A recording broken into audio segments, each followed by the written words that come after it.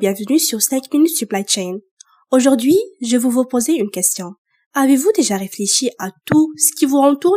Rien dans votre maison ou votre lieu de travail ne serait là sans les chaînes d'approvisionnement. Que ce soit votre téléphone, votre ordinateur, vos meubles ou même votre café du matin. Tout est passé par une supply chain. Mais qu'est-ce que c'est exactement? Le terme supply chain est composé de deux mots en anglais. Supply qui signifie provision, réserve ou bien fourniture. Chaîne qui signifie tout simplement une chaîne. La supply chain est donc une chaîne d'approvisionnement qui ne se limite pas à la simple livraison de produits. Elle inclut l'ensemble des flux de produits, d'informations, de services et de finances, depuis l'achat des matières premières jusqu'à la livraison du produit fini. Mais quel est le but de la supply chain? La supply chain vise à garantir que le client reçoit le bon produit, dans la bonne quantité, avec la qualité demandée, dans les délais convenus, au bon endroit.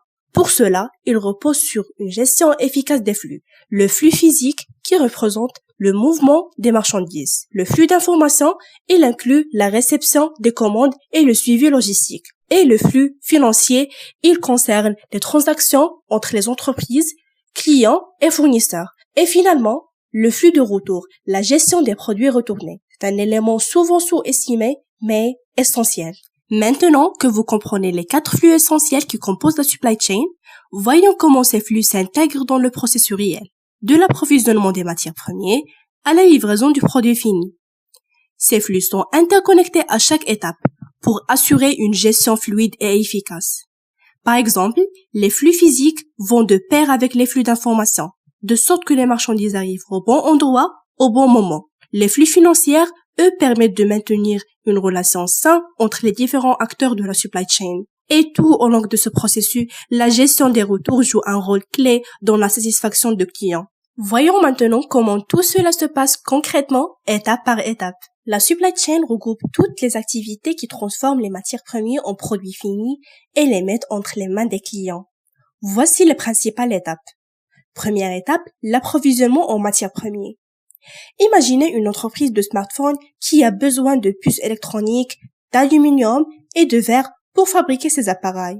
Elle commence par choisir ses fournisseurs, négocier les prix et s'assurer que les matières arrivent à temps à l'usine.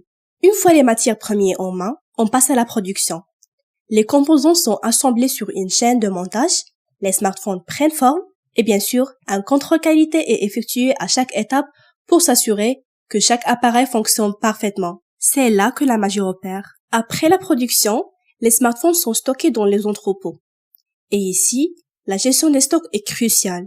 Il faut éviter d'avoir trop de produits en stock ou pas assez, tout en s'assurant qu'ils sont bien protégés jusqu'à ce qu'ils soient prêts à être expédiés.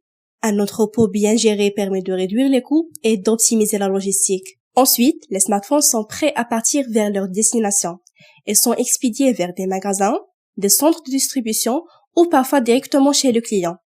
L'optimisation du transport est essentielle.